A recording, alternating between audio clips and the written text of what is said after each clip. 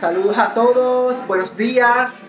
Soy Giancarlo Rosa, su maestro de historia, y hoy vamos a aprender sobre España. ¿Por qué? Porque todos conocemos que España vino a Puerto Rico. Eso es un hecho. Todos sabemos qué pasó. Pero ¿conocemos exactamente de dónde surgió España? Esa es la pregunta que hoy vamos a estar respondiendo en este video. Y esta música que tengo de fondo es el himno de nada más y nada menos que España. Antes que todo, hay que dejar algo muy claro. ¿Dónde se localiza España? Porque, un ejemplo, vivimos en Puerto Rico, pero ¿dónde se localiza Puerto Rico? Es en el Caribe. ¿Y dónde se localiza España? En Europa. Pero no solamente Europa, sino una parte específica llamada Península Ibérica. Recuerden esto muy bien, España se localiza en la Península Ibérica. Y actualmente en la Península Ibérica hay dos países. Estos son España y Portugal. Así que si le pregunta ¿dónde se localiza España? Ya usted sabe, en la Península Ibérica. Y quizás alguna vez usted se ha preguntado, y si no se lo ha preguntado, pues igual lo va a saber, es que la historia de España se remonta a 3000 años atrás. Es decir, todo el proceso de formación de lo que hoy día conocemos como España fue un proceso muy largo que comenzó hace 3000 años. Y comenzó específicamente en el año 1200 a.C. Así que la historia de este maravilloso país, España, comienza en el año 1200 a.C. Recuerde eso bien, 1200 a.C. Pues para esa época, en el 1200 a.C., a la península ibérica llega un pueblo conocido como los tertesos. Los tertesos era un pueblo organizado que le gustaba extraer metales valiosos de la tierra. Por consecuente, era un pueblo que se lo conoció por tener mucha riqueza de metales. Así que los tertesos tenían mucha riqueza de metales. Entonces pasó algo muy interesante en el 600 a.C. En el 600 a.C. fue otro grupo a la península ibérica y no fueron nada más y nada menos que los griegos. ¿Por qué? Porque los griegos se enteraron que allí en la península ibérica estaban los tertesos y los tertesos tenían mucha riqueza. Así que los griegos dijeron, pues yo quiero ir a la península ibérica para hacer negocios con ellos y así que aumente nuestra economía. Pues entonces los griegos también fueron a la península ibérica a hacer negocios con los tertesos. Entonces, para esa época, la economía de los tertesos aumentó más aún, formaron un país con su propio idioma, su propia escritura, y ese país fue conocido como Tarsis. Y Tarsis fue un país muy desarrollado para la época, a tal nivel que Tarsis sale en la Biblia, porque en la Biblia se cuenta que el rey Salomón hacía negocios con Tarsis, que eran los tertesos que estaban en la península ibérica. Pero como dicen por ahí, nada es eterno. Y en el 300 a.C. los cartagineses, o sea el imperio de Cartago, invadió la península ibérica. Recuerden esto, 300 a.C. los cartagineses, o sea del imperio Cartago, invadieron la península ibérica para conquistarla. Pero ¿qué pasó? Se encontraron con otro grupo de personas que querían conquistarla y eran los romanos. Los romanos querían conquistar también la península ibérica. Entonces el imperio Cartago peleó contra el imperio romano para tener el control de la península ibérica. Y adivinen quién ganó. Roma. Entonces la península ibérica bajo el imperio romano tuvo mucho desarrollo. ¿Por qué? Porque el imperio romano introdujo nuevos métodos de agricultura, hicieron ciudades más grandes, hicieron puentes, caminos por toda la península ibérica. Así que la península ibérica tuvo un fuerte desarrollo bajo el imperio romano. Pero una de las cosas más importantes es que los romanos introdujeron el idioma latín. Y del idioma latín, siglos más tarde, iba a salir el idioma español. Así que los romanos llevaron a España el idioma latín. Y si hoy día hablamos español, fue gracias a que los romanos fueron a la península ibérica. Pero también, para ese entonces, cuando el Imperio Romano tenía control sobre la península ibérica, el Imperio Romano le puso un nombre a esa península y la llamó la península de Hispania. Hispania.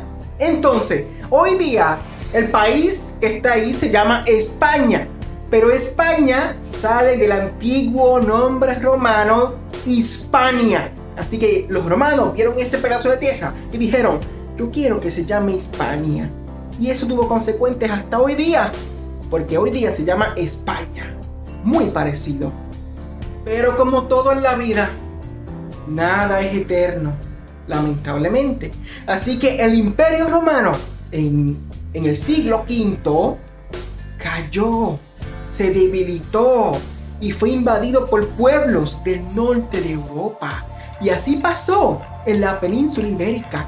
Vino un pueblo conocido como los visigodos. Y los visigodos dominaron toda la península ibérica e hicieron un gran reino que ocupaba toda la península ibérica.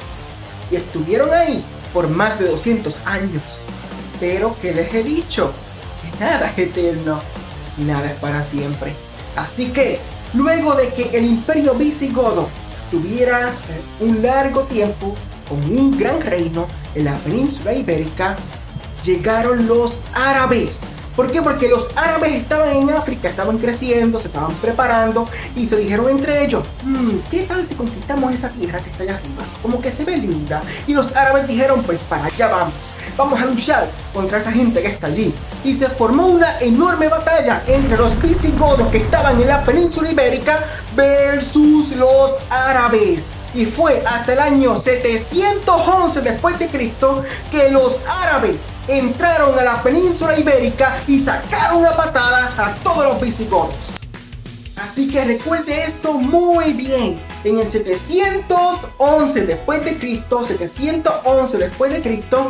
los árabes derrotaron a los visigodos y se quedaron con la península ibérica.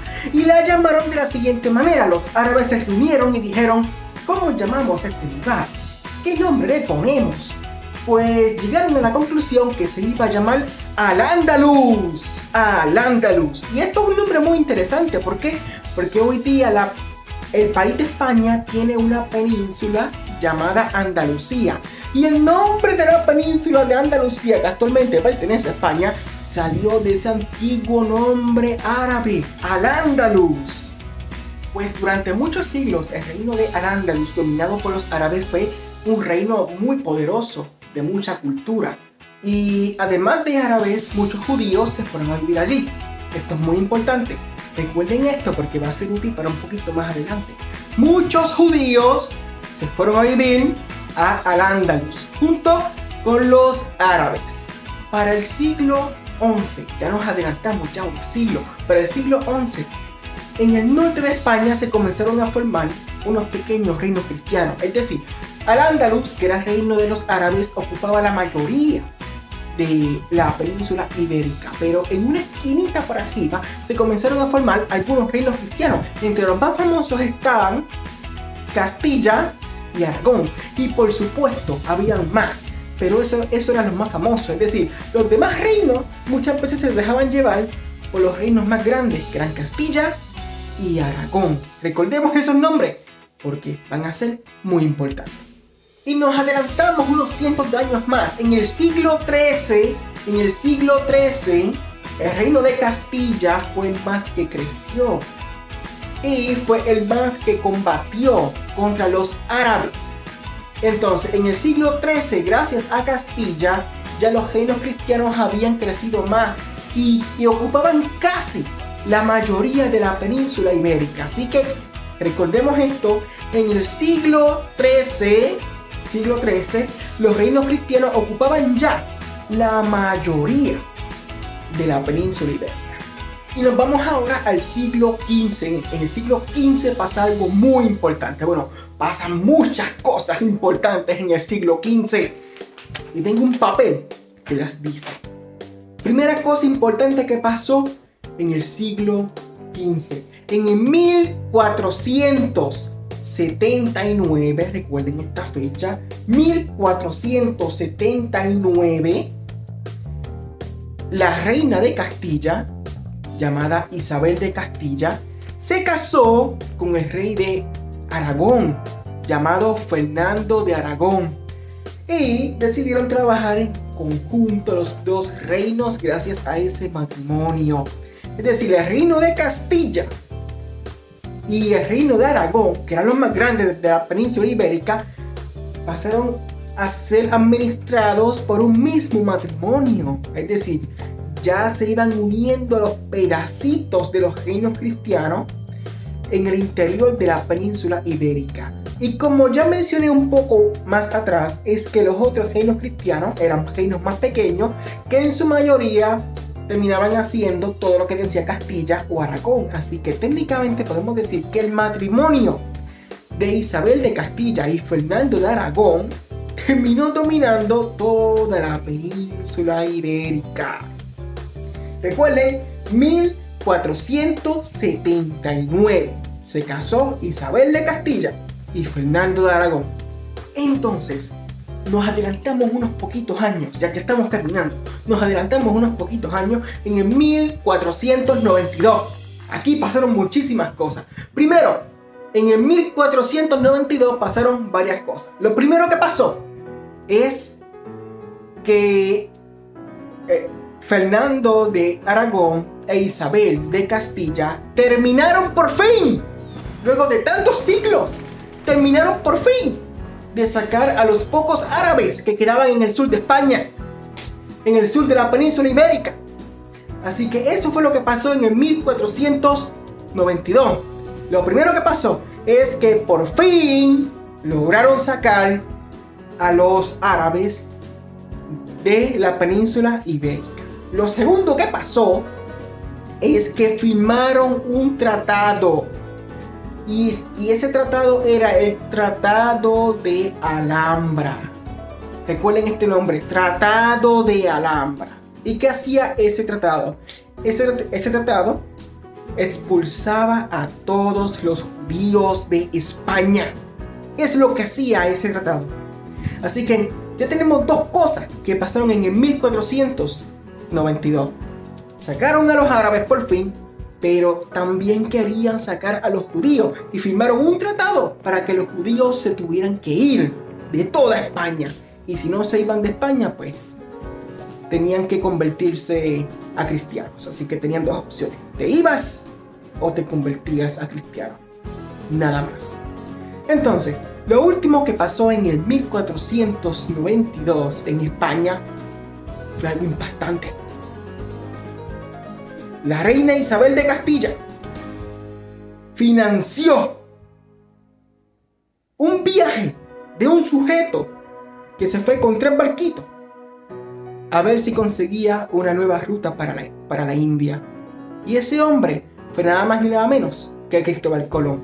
Así que en el 1492, la reina Isabel de Castilla financia los viajes de Cristóbal Colón. Así que pasaron 3 cosas en el 1492. Sacaron a los árabes, sacaron a los judíos y comienzan a financiar los viajes para explorar nuevos caminos para llegar a la India. Así que eso fue lo que pasó. Pero todavía no se acaba. Para la semana que viene, escucha bien, escuche muy bien, para la semana que viene usted va a escribir un resumen de todo lo que dije aquí. Y en este video lo puedes ver las veces que tú quieras y va a escribir un pequeño resumen de todo lo que dije aquí y me lo va a enviar. Entonces, de esta manera, pues sé que vieron el video, sé que analizaron todo lo que yo dije en el video y pues eso sería para la semana que viene. Escriben un pequeño resumen de todo lo que dije aquí. Así que sería todo por el momento. Nos veremos próximamente. Cualquier duda o pregunta pueden escribirme.